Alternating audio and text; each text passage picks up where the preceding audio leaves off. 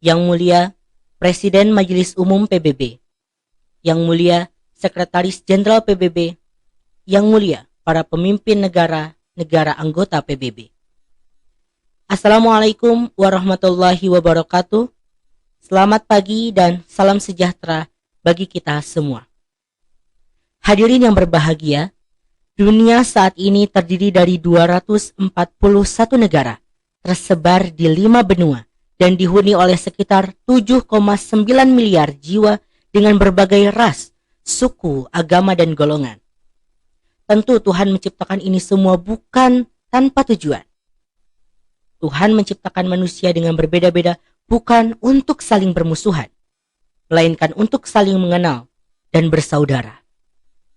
Setiap negara di dunia memiliki sumber daya yang berbeda, baik sumber daya alam maupun sumber daya manusianya. Ada negara yang memiliki kelebihan sumber daya alam berupa cadangan gas yang melimpah, pasokan minyak yang melimpah, hingga kandungan emas yang melimpah pula. Di satu sisi, beberapa negara memiliki kelebihan lainnya, seperti hasil pertanian, perkebunan, bahkan hasil laut yang tiada ada habisnya. Perkembangan teknologi di era digital seperti sekarang ini bertumbuh semakin cepat dari hari ke hari, bulan ke bulan, hingga ke tahun ke depannya. Secara tidak langsung, penggunaan teknologi ini meningkat tajam. Meningkatnya perkembangan teknologi yang semakin cepat ini membuat teknologi berdampak terhadap banyak bidang, termasuk dalam hal tata kelola sumber daya alam, di mana seluruh negara di dunia mengolah sumber daya alamnya dengan teknologi terbaru sehingga pengelolaannya lebih optimal dan hasil yang diperoleh lebih berkualitas. Hasil pengolahan sumber daya alam ini dapat digunakan sebesar-besarnya kemakmuran rakyat, bahkan dinikmati oleh rakyat di belahan dunia lain dengan cara ekspor dan impor. Walaupun masing-masing kelebihan sumber daya alam ini dapat saling dinikmati oleh setiap negara, namun keserakahan dan ketamakan suatu pemimpin negara dapat mengakibatkan adanya hasrat untuk menguasai sumber daya alam milik negara lain, sehingga menimbulkan adanya penguasaan atau pengambil alihan paksa wilayah yang memiliki kelebihan sumber daya alam tersebut. Pihak atau negara yang memiliki kelebihan sumber daya tersebut sejatinya akan berupaya sekuat tenaga untuk mempertahankan wilayah yang dimilikinya. Dengan demikian, kondisi ini mengakibatkan terjadinya konflik baik secara politik maupun penggunaan senjata. Upaya untuk mengurangi atau mengeliminasi terjadinya konflik ini sudah lama diupayakan dengan dibentuknya suatu organisasi internasional yang bernama PBB, Perserikatan Bangsa-Bangsa, yang dikenal dunia dengan sebutan UN atau United Nations.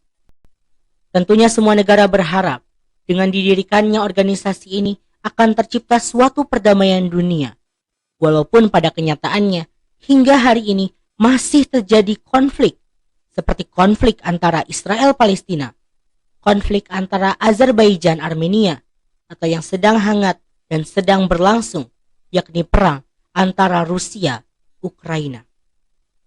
Tentu saja konflik maupun peperangan sebagaimana yang telah saya contohkan menimbulkan kerugian yang sangat besar bagi warga negaranya, seperti kehilangan tempat tinggal, kehilangan sanak saudara, membuat trauma berkepanjangan, serta dampak-dampak sosial lainnya. Selain itu, konflik ini dapat menimbulkan gelombang pengungsi ke negara-negara terdekat wilayah perang, sehingga menjadikan beban bagi negara yang menerima gelombang pengungsi tersebut. Hadirin yang berbahagia, kita semua tahu bahwa organisasi ini dibentuk agar dunia bisa lebih damai, stabil, dan sejahtera.